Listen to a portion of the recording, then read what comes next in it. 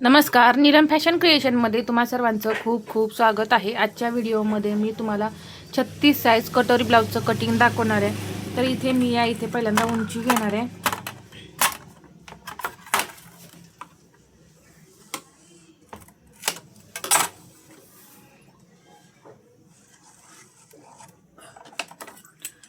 उंची घेणार आहे 14 प्लस 1 15 इंच।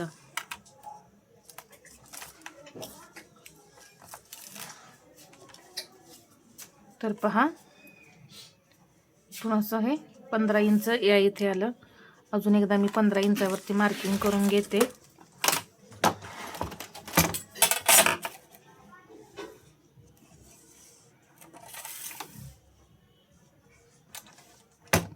आपण आज 12 इंच डीप नेक पाहणार आहे। तर 10 इंच डीप नेक मी बऱ्याच वेळा शेअर केलेलं आहे याचं कटिंग। आज आपण 12 इंच पाहूया। तर तुम्ही काय करा, जर तुम्ही अंगावरती शोल्डर वगैरे घेतलं नसेल, तुम्हाला डायरेक्ट ब्लाऊज कटिंग करायचं असेल तर काय करायचं, आपण किती शोल्डर घेतलेलं आहे 10 इंच गळ्यामध्ये 5.5, मग त्यामधून तुम्ही अर्धा इंच मायनस करा, तर किती होणार आहे 5 इंच।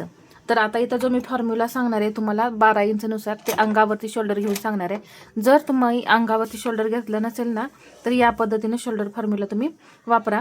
जे आपण 5.5 इंच घेतो त्यातून आपण अर्धा इंच मायनस करून 5 इंच तुम्ही मग शोल्डर ठेवू शकता। आता इथं पहा 15 इंच आपलं शोल्डर असणार आहे 36 साईजमध्ये। तर या 15चा निम्मा किती होतो 7.5।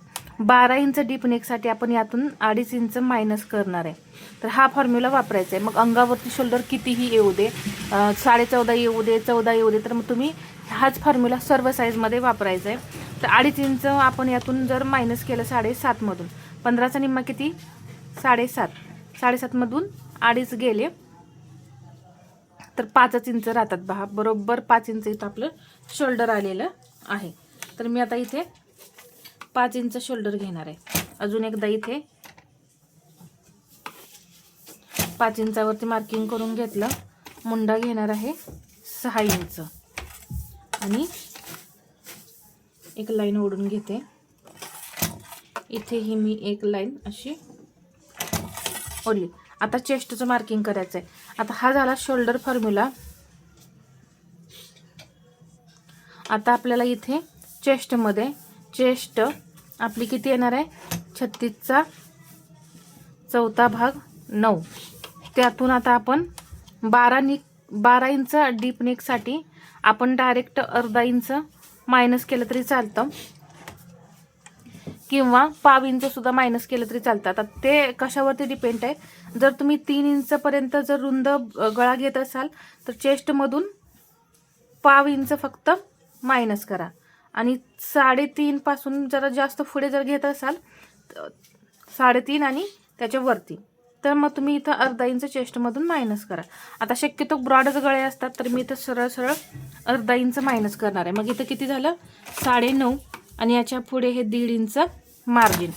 कंबर आता 30 इंच आहे, त्याचा चौथा भाग 7.5, त्यामध्ये मी 1 इंच टक्ससाठी घेतलं 8.5, आणि हे 1.5 इंच आपलं मार्जिन असणार आहे।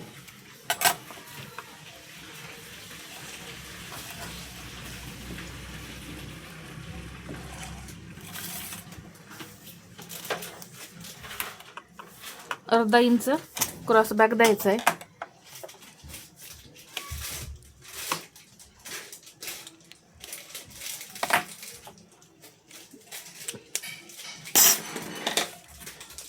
एक तिरकी लाईन ओढून घेते,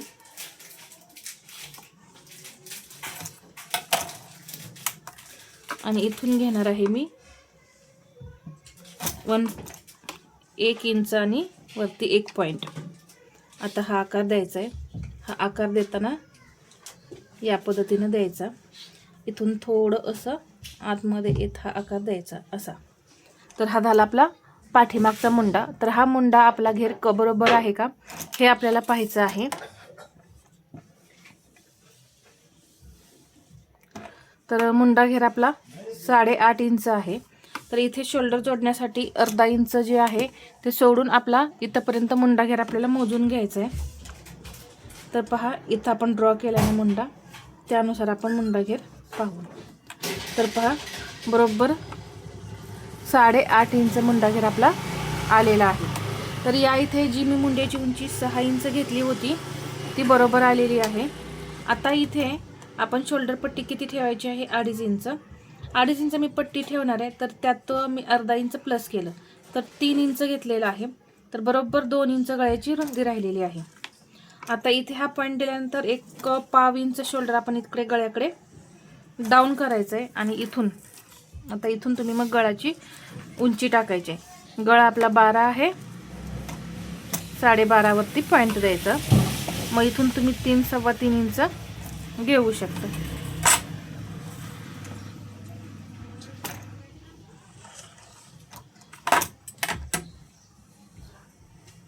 हा असा आपला पाठीमागचा भाग ड्रॉ झालेला आहे. आता इथून टक्स मी सेंटर केला आणि 4.5 इंच मी टक्स घेणार आहे इकडे आणि इकडे.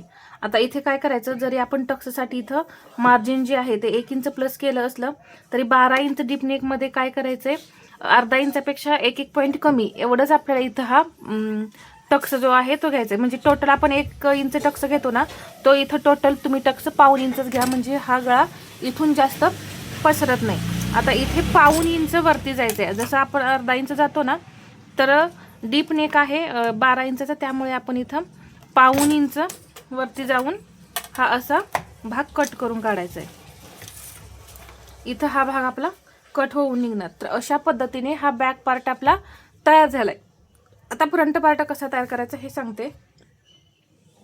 बाकी सर्व मेजरमेंट आपले आहे तेच राहणार आहेत, फक्त चेस्टमध्ये बदल होणार आहे. आता हा भाग आपण सरळ करायचा आहे. तर आहे असा हा भाग तुम्ही ड्रॉ करून घ्या. परत इथे आता छातीचा चौथा भाग 9 इंच. पहा इथून मी बरोबर 9 इंच टाकलं आणि याच्या पुढे हे 1.5 इंच मार्जिन.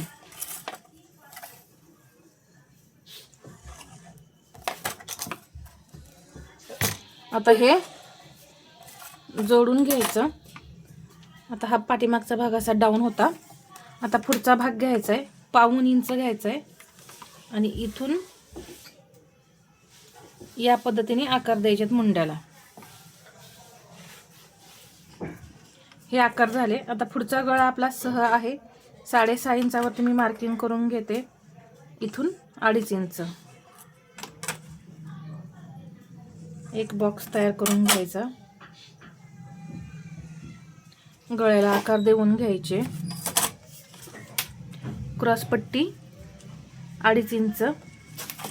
इथेही आता 2.5 इंच घेतलं आणि एक सरळ लाईन ओढून घेते. पहा ही झाली आपली क्रॉस पट्टी.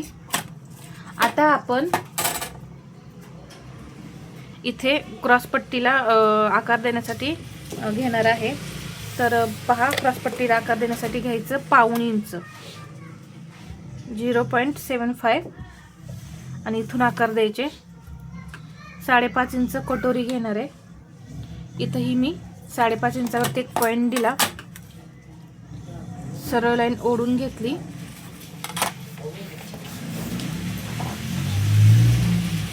इथे गळ्याजवळ 1 इंच वरती जाऊन या पद्धतीने तिरकी लाईन ओढायची आणि कटोरीला आकार देऊन घ्यायचे असे. तर एकदम सुंदर अशी ही आपली कटोरी जी आहे ती तयार झाली. आता इथे तुम्हाला अजून सांगते,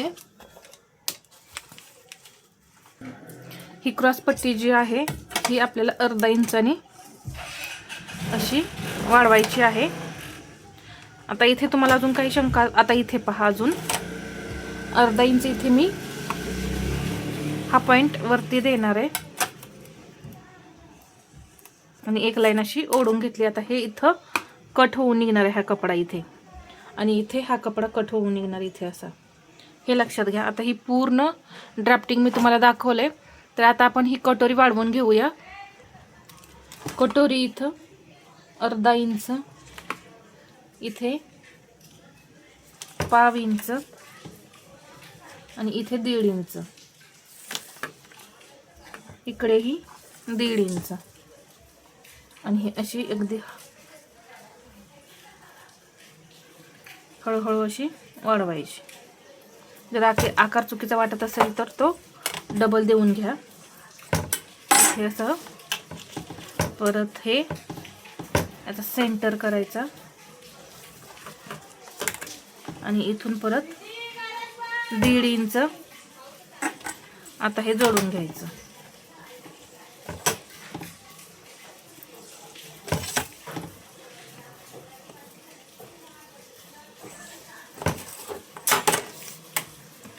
टक्सची रुंदी देणार आहे मी 1.25, इथे 1.25 आणि उंची घ्यायची 2.25.